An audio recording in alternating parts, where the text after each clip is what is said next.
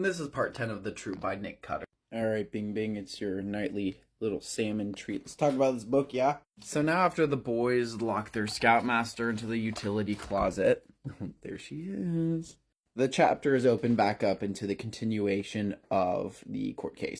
So what's going on right now is the judge, or whoever, is interviewing Dr. Edgerton and Dr. Hornible. And what is going on is they have Dr. Edgerton in the stands. I'm trying to remember these two doctors, all right.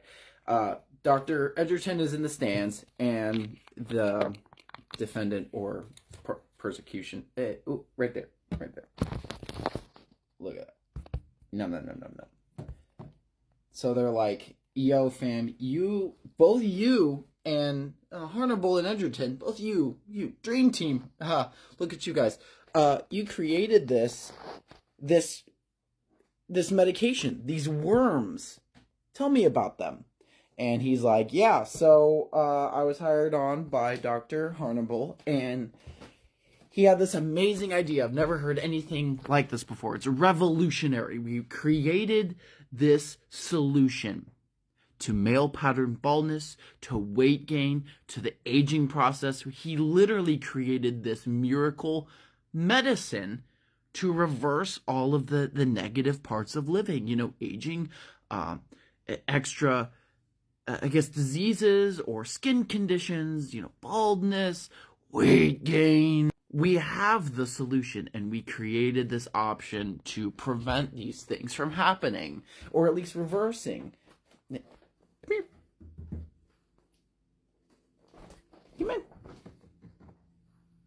And he's like, yeah, we created this awesome thing. And the dude's just like, yo, so you created this solution, but now we have these open cases of death, and we have Mr. Tom Patchett as a perfect example of your miracle medicine going haywire and having these severe negative effects.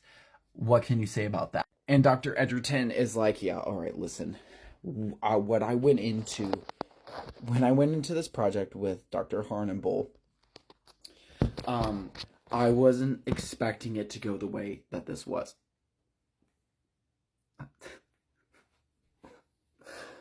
Listen, I wasn't expecting it to go the way that this was supposed to go. I was like, I'm passionate about science, all right? I got this job because I'm like, hell yeah, dude, we got this sick-ass new project, and I'm gonna change the world with this genius. Yeah, he might be a little psychopathic, but I can look past this. You know, everyone has their flaws. He might have, killed a bunch of people at one point in his life, but, you know, it's okay. It's okay. And I created science with this absolute genius. No, Bing Bing. Just for 1 minute, just show them how long you are. She wants more. She's distracting me from telling the story. Well, sir, we created science, and now I realize how messed up this project was. I was hired on to do this job and create this wonderful product.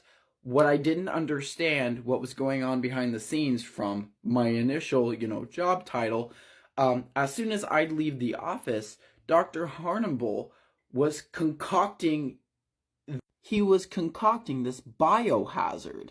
He had, he had contacts. He was in cahoots with some pretty gnarly military people that I didn't know about literally until yesterday when you were talking about it in court. I'm learning this as we go in court, because these are the things that Dr. Hornible didn't tell me about when I was hired. Me and him worked pretty well, all right? He looked me up when we were at this job fair type thing. I presented an idea to this issue we're trying to combat right now, and he came at me like, yo, I want to hire you because you are fresh new eyes to what I'm looking for.